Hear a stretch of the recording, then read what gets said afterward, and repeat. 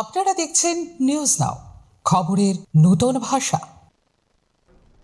গোলাঘাটিতে bank মিত্রের বিরুদ্ধে গ্রাহকের টাকা আত্মসাতের গুরুতর অভিযোগ গ্রাহকের অ্যাকাউন্টে টাকা জমা না দিয়ে দীর্ঘদিন ধরে তা আটকে রেখেছেন গোলাঘাটি গ্রামীণ ব্যাংকের ব্যাংক মিত্র তথা সিএসসি পরিচালিত ভিএলই সমরজিৎ সিনহা।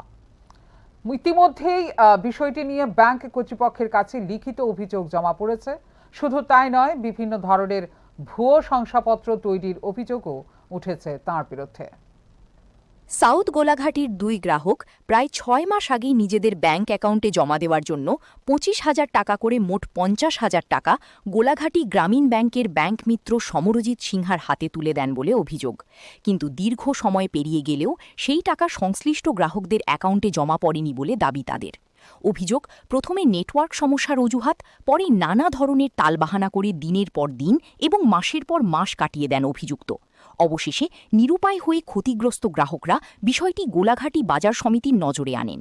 পরে বাজার সমিতির প্রতিনিধিদের সঙ্গে নিয়ে তারা গোলাঘাটি গ্রামীণ ব্যাংকের শাখা ব্যবস্থাপকের কাছে লিখিত অভিযোগ দায়ের করেন।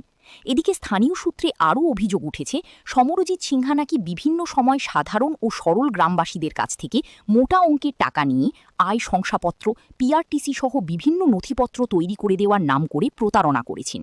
অভিযোগকারীদের দাবি, এসব নথির অনেকগুলি অবৈধ ও ভুয়া।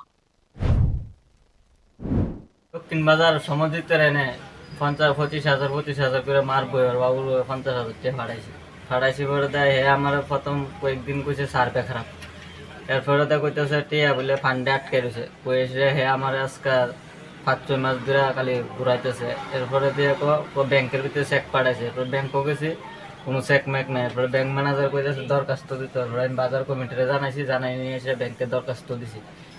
কালকে তারে বাজার কমিটিটা আইসে, তে বাজার কমিটি মিটিংয়ের ভিতরে আইসে না। মানে টিয়াটা যাতে আমি যাতে পাই, টিয়াটা কালকে তার মাও কইছে বলে ঢুকিয়া গেছে, কারণ এটা চেক করলে কইতার। যদিও এই সমস্ত অভিযোগের বিষয়ে এখনও পর্যন্ত অভিযুক্ত সমরজিৎ সিনহার কোনো প্রতিক্রিয়া পাওয়া যায়নি। অন্যদিকে অভিযোগপত্র পাওয়ার পর ব্যাংক কর্তৃপক্ষ এবং সিএসসি কর্তৃপক্ষ কী ধরনের ব্যবস্থা গ্রহণ করে সেদিকেই এখন নজর স্থানীয়দের। এদিকে ক্ষতিগ্রস্ত গ্রাহকরা তাদের কষ্টার্জিত অর্থ দ্রুত নিজ নিজ অ্যাকাউন্টে জমা দেওয়া এবং ঘটনার নিরপেক্ষ তদন্তের দাবি জানিয়েছেন। Bureau report.